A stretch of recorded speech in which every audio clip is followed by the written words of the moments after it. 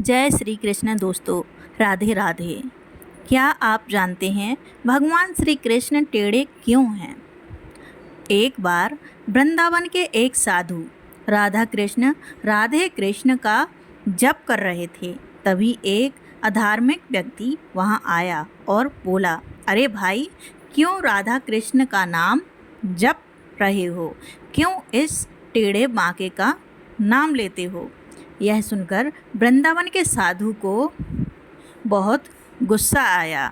उसने कहा, भाई जरा संभल कर बात करो। मेरे इष्ट देव को तुम टेढ़ा क्यों कह रहे हो? वह अधार्मिक व्यक्ति मुस्कुराते हुए बोला, भाई मैंने तो सच ही कहा है और सच हमेशा कड़वा होता है, इसलिए लोग उसे सहन नहीं कर पाते हैं। देखो, तुम भी सच सुनकर क्रोधित हो गए, लेकिन सत्य को छिपाया नहीं जा सकता। फिर वह व्यंग करते हुए बोला, क्या तुम यह साबित कर सकते हो कि तुम्हारे कृष्ण टेढ़े नहीं हैं? उनका नाम टेढ़ा है, उनका धाम टेढ़ा है, उनके काम टेढ़े हैं और वे स्वयं भी टेढ़े होकर खड़े होते रहते हैं। क्या मैंने कुछ गलत कहा? अगर नाम ही लेना है तो किसी सीधे सादे का लो। साधु ने कहा, तुम क्या कह रहे हो?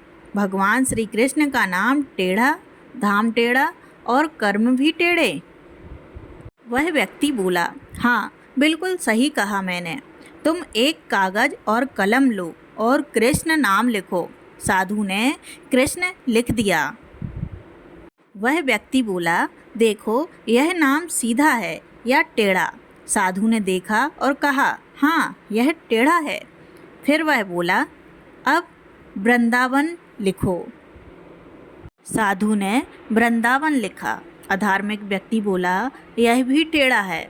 अब तो विश्वास हुआ कि नाम और धाम दोनों टेढ़े हैं। साधु ने कहा, हाँ यह तो मान लिया कि नाम और धाम टेढ़े हैं, लेकिन तुमने जो कहा कि उनके कर्म और वे स्वयं टेढ़े हैं, उसका क्या अर्थ है? वह अधार्मिक व्यक्ति हंसते हुए बोला, अरे मित्र, यह भी बताना पड़ेगा क्या?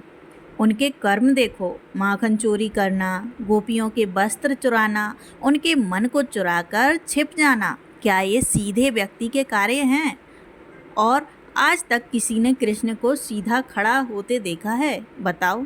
यह सब व्यंग सुनकर साधु के मन में भी क्षण भर के लिए कृष्ण के प्रति रोष उत्पन्न हो गया। वे सीधे वृंदावन गए और बांके बिहारी जी के मंदिर में जाकर सारी पीड़ा और अपमान की बात कहने लगे।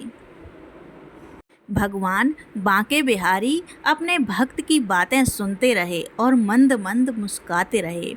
साधु ने क्रोध और दुख से कहा, हे मोहन, तुमने मुझे बहुत मूर्ख बनाया है। तुम यहीं वृंदावन में टेढ़े ही रहो।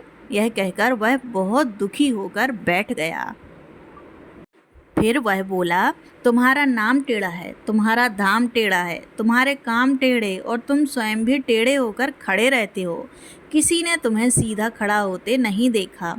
उसी समय भगवान श्री कृष्ण एक सेवक के रूप में प्रकट हुए और पास के कुएं से पानी निकालने लगे। उन्होंने जानबूझकर बाल्टी को कुएं में गिरा दिया। फिर उन्होंने उस साधु से कहा, प्रभु कृपया एक लंबा डंडा ले आइए, बाल्टी निकालनी है। साधु एक सीधा बांस का डंडा ले आया। भगवान कृष्ण उस सीधे डंडे से बाल्टी निकालने का प्रयास करने लगे। यह देखकर साधु ने कहा, अरे आपकी बुद्धि ठीक नहीं है, सीधे डंडे से बाल्टी कैसे निकलेगी? इसे थोड़ा टेढ़ा करना होगा, तब आसानी से बाल्टी बाहर आ जाएगी। तभी भगवान श्री कृष्ण अपने वास्तविक स्वरूप में प्रकट हुए और मुस्कुराते हुए बोले, जरा सोचो, एक छोटे से कुएं से छोटी सी बाल्टी सीधे डंडे से नहीं निकाली जा सकती, तो अगर मैं सीधा खड़ा रहूं तो तुम्हें इस विशाल संसार रूपी सागर से कैसे बाहर निकालूंगा?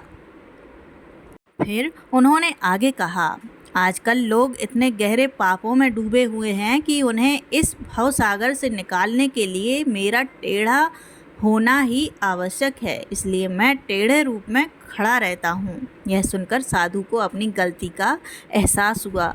उसने तुरंत भगवान के चरणों में साष्टांग प्रणाम किया, लेकिन तब तक भगवान श्री कृष्ण पुनः मंदिर के भीतर अंतर ध्यान हो चुके थे। साधु की आंखों से आंसू बहने लगे और उसका हृदय भक्ति से भर गया।